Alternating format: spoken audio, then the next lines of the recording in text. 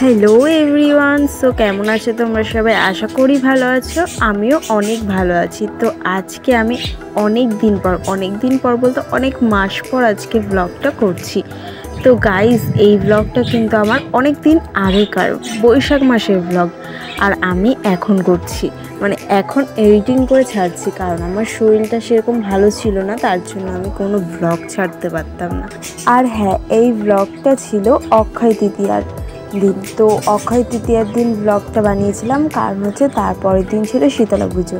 যেহেতু শীতলা পুজো দেবো, তার জন্য আমি ফল টল সব কিছু কিনতে এসেছিলাম, আর মা করতে গেছিলো অক্ষয় তৃতীয়া বলে হালকাতা না কি একটা বলে, যাই হোক।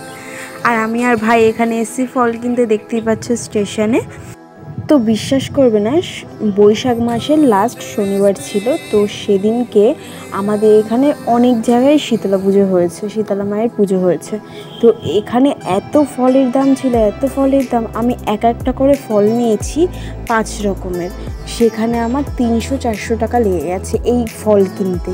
তারপর চলে আসলাম বড় পিসির দোকানে। তো দেখতে পাচ্ছ এখানে কত জ্যাম, আর এখানে